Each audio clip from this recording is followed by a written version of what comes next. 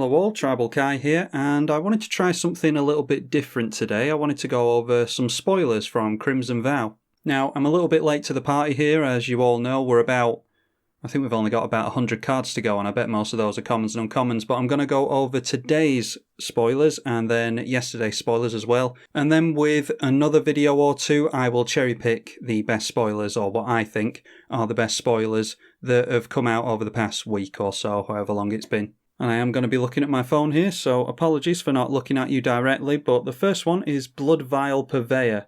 Obviously haven't memorised these cards yet, so I'm going to be looking off screen here. A 5/6 for 4 mana, Flying Trample Vampire.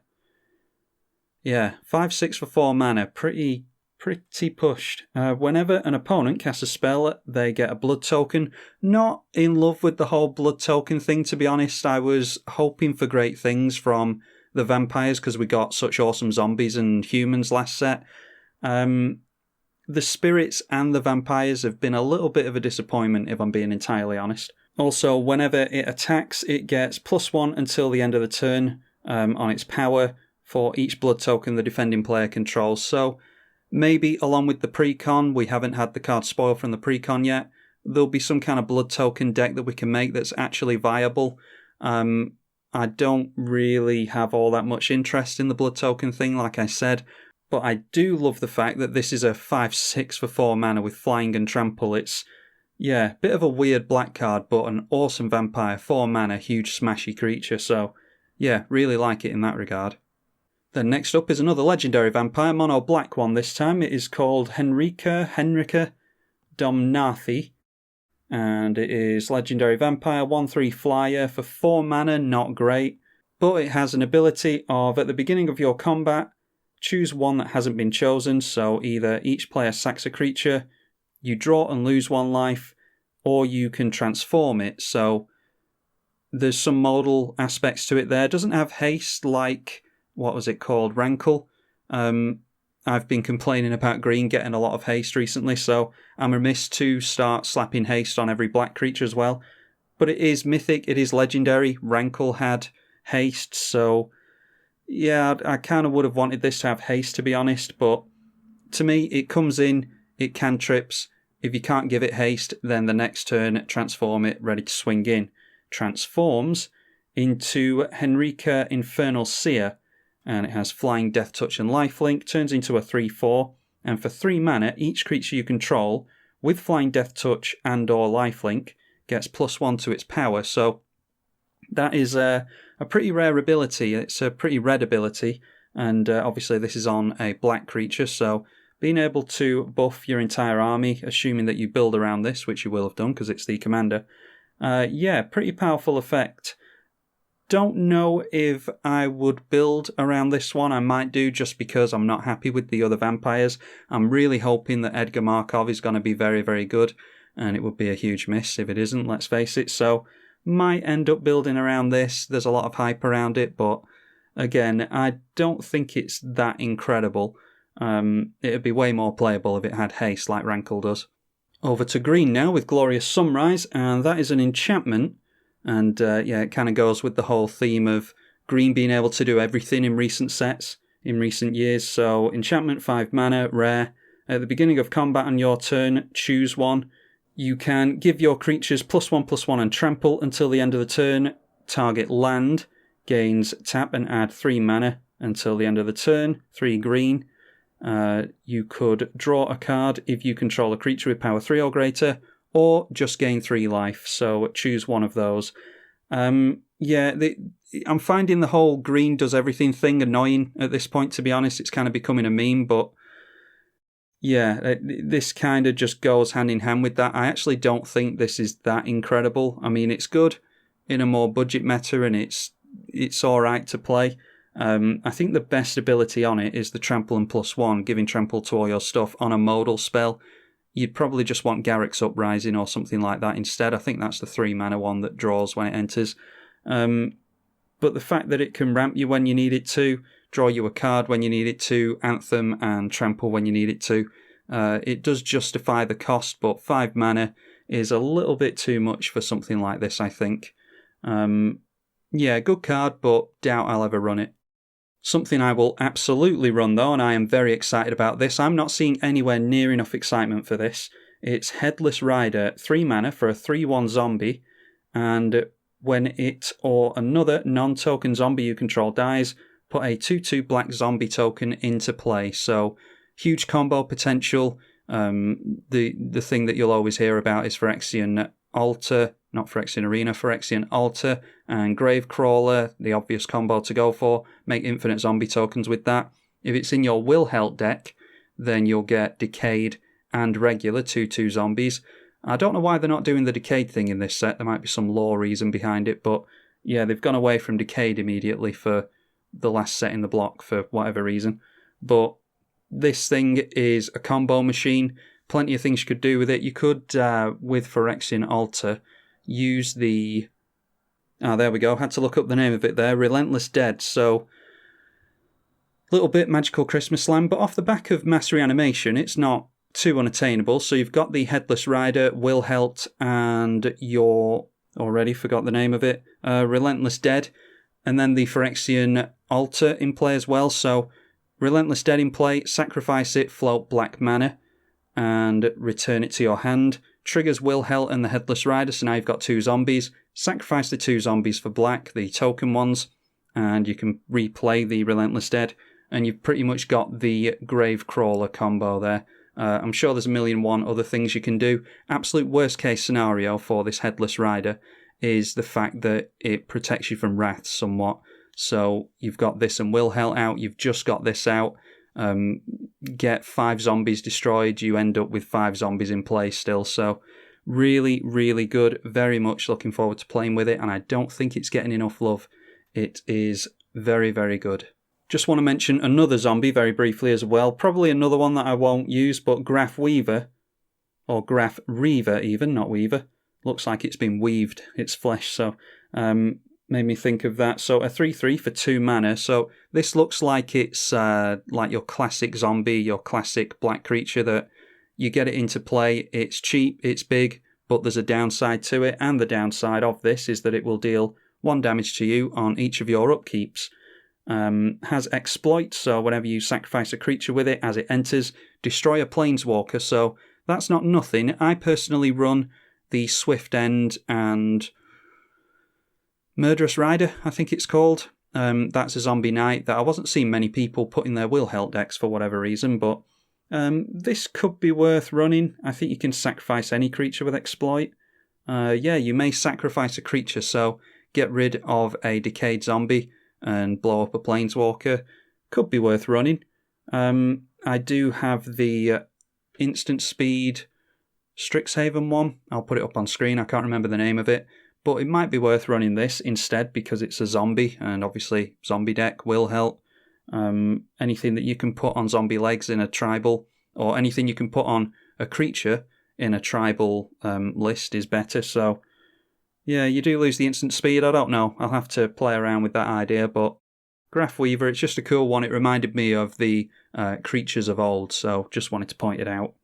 Markov Purifier next, and this one I wanted to bring up because I think it's the first Orzhov vampire that we've seen. I think they've mainly been black and red. I think they've exclusively been black or red. And yeah, pretty sure this is the first white one that we've seen in the whole block. So yeah, certainly this set, I think. And this simply suggests that Edgar Markov could be Mardu or Orzhov. Wouldn't have thought he'd be mono white, but it suggests that Markov might be a white creature. I don't know, there might be a bit of foreshadowing there. Not quite sure, obviously. Time will tell on that one, but 2/3 lifelinker at the beginning of your end step. Doesn't trigger on each end step, unfortunately. If you gain life this turn, pay 2 generic to draw a card. Not great, in my opinion, but this is interesting just because it might be foreshadowing the fact that Edgar Markov could have white in it. Very exciting one now for the Spirit players. Mirahall Mimic, a clone with upside. You may have it enter as a copy of any creature on the battlefield, except it's a Spirit in addition to its other type, so still relevant in the Spirit tribal list. Probably running this, to be honest. That is 4 mana. Its disturb cost is 5, meaning that you can play it from the graveyard. And if you disturb it, it is an aura enchant creature. At the beginning of your upkeep, create a token that's a copy of the enchanted creature, except it's a spirit in addition to its other types. Exile it if it would die, or exile the aura if it would die, I mean. So at the beginning of your upkeep, you get the token, and then the next upkeep, you get another one, and you just keep getting copies of the same thing. I used to run something back in the day, an Azaria Spirit deck. This was back in the original Innistrad set. I bet that's close to 10 years ago, I can't remember.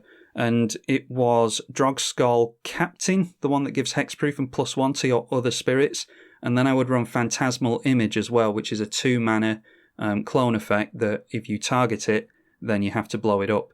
And obviously, if it comes in as a copy of that Lord, then they give each other hexproof, and it can't be targeted anyway, so it doesn't matter. And this just reminds me of that. Obviously, that's just an option. We don't have to target our own Lord. We don't have to target our own creatures. We can clone anything with these things. And yeah, probably beneficial to be getting multiple copies of something over the course of the game, I would imagine. Yeah, not hard to figure that one out, is it? Old Rutstein next, and this is a human peasant. 3 mana in Golgari, a 1/4. And this can be your commander, it's legendary. When it enters the battlefield, or at the beginning of your upkeep, mill a card. If the card milled is a land, create a treasure. If it's a creature, a 1/1 insect. And if it's a non-creature, non-land, then you get a blood token. So, another bit of lore, a cool flavour thing. I don't think much of it. I don't think it's particularly good. It's very, very slow in what it does, but it's a flavourful card, so worth pointing out to anyone who likes to build flavourful builds, as opposed to good ones. We've made it round to today's spoilers now, quickly zipping through these. Hiveheart Shaman, 3 mana for a human shaman in green.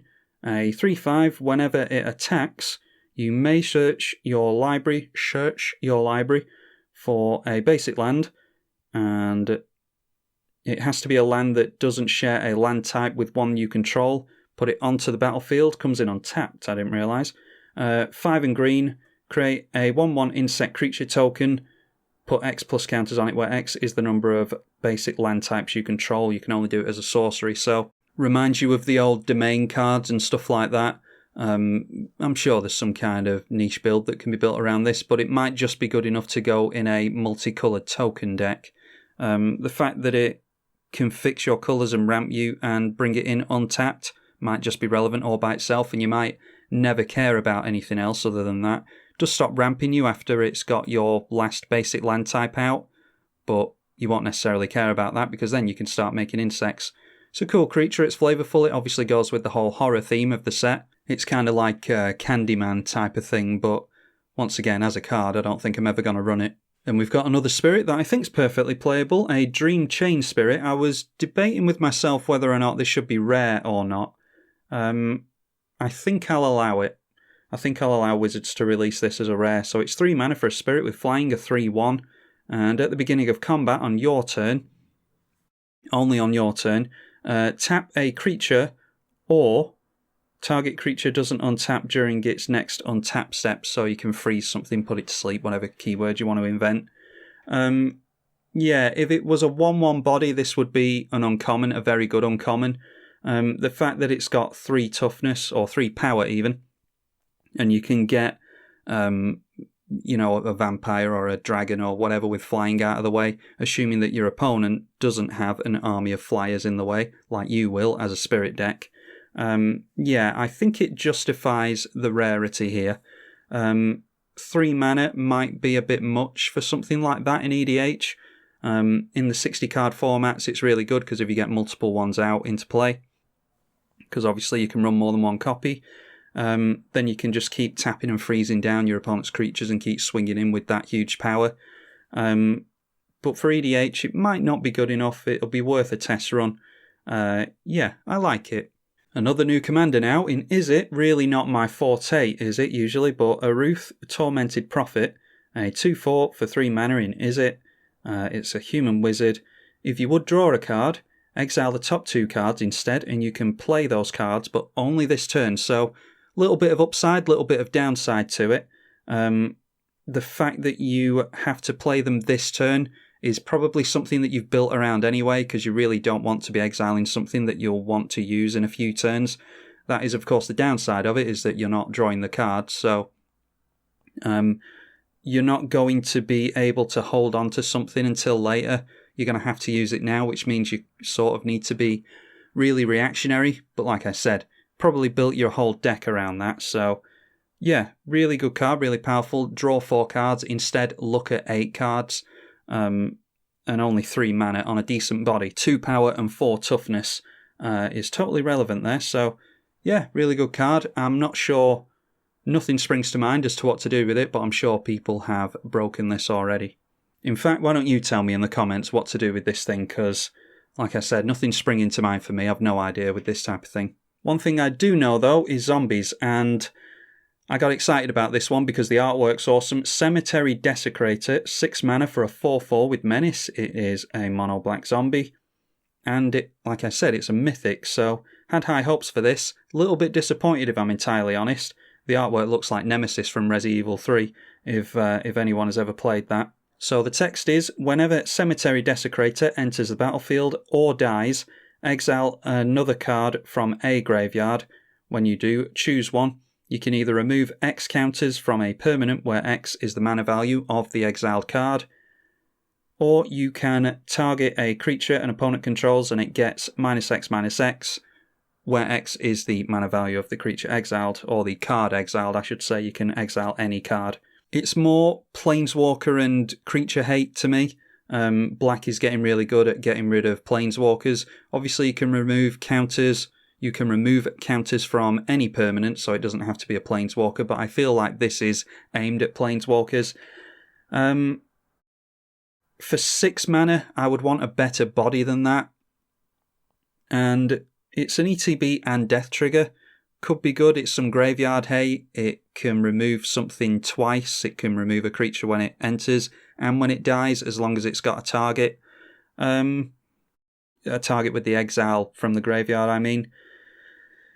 It feels not good enough for 6 mana. If this was like a 4 mana 4/4 with Menace, or even take away the Menace and call it a 4 mana 4/4 that has this ability, then it's way more playable, I think. For 6 mana, it's one underneath a Rot Hulk, and Rot Hulk is a decent body. I think that has Menace as well, and it can reanimate multiple things, so obviously totally different cards, but I think, yeah, I don't think this is quite good enough, especially for a mythic. Speaking of odd mythics in tribes, we're back to spirits again. It's actually a soldier as well, which is a relevant tribe. Faithbound Judge for 3 mana, a 4/4 in white, defending Flying Vigilance, or defender Flying Vigilance. At the beginning of your upkeep, if it has 2 or fewer judgment counters on it, put a judgment counter on it. And when it has 3 or more of those, it can attack as though it didn't have defender. So if you've got some kind of proliferate, or you're constantly doubling up triggers and stuff like that, seems like a bit of work to put into this, to be honest. It's not, I don't think it's worth the effort to get this online, but a 4/4 flyer with vigilance in the air in spirits, maybe, but I wouldn't go out of my way to buy this one personally. But the disturb is actually quite interesting. So for 7 mana out of the graveyard, once this has died, it becomes an Aura Curse.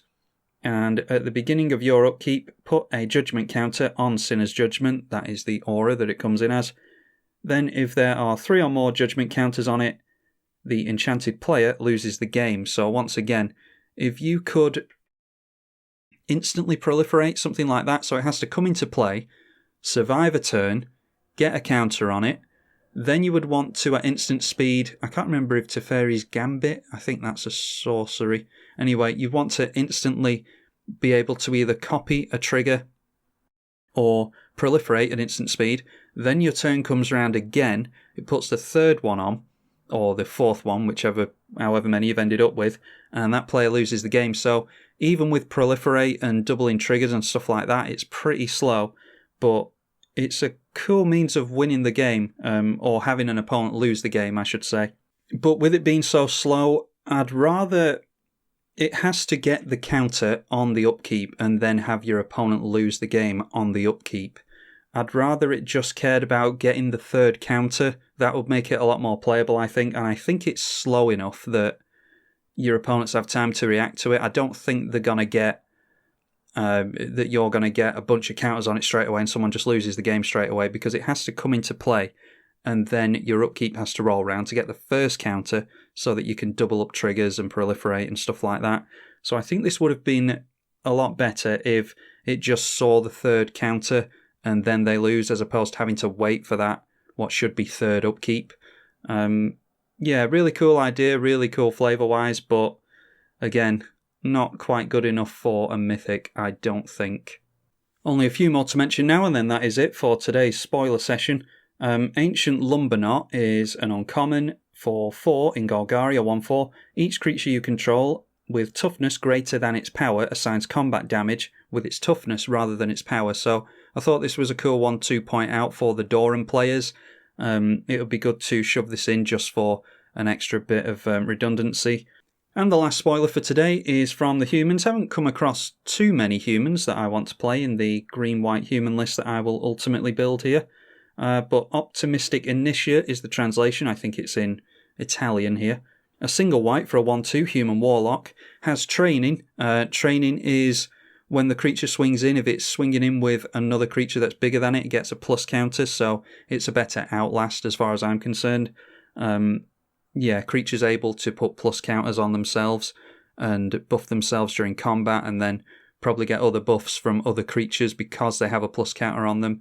Like there's the cycle that I think there's Flying, Lifelink, and First Strike for the white ones, and then there's a trample, or there's a few trample ones that care about plus counters and they give the creatures haste if they have plus counters on them. So yeah, stuff like that's cool with training. I plan on building a whole deck around that. But the main thing around this creature is for 2 and a white and remove 2 plus counters from among creatures you control, so 1 from there and 1 from over there, and you get to destroy an artifact or enchantment. So effects like this, I've said it before, in tribal lists are really good to have on the creatures themselves.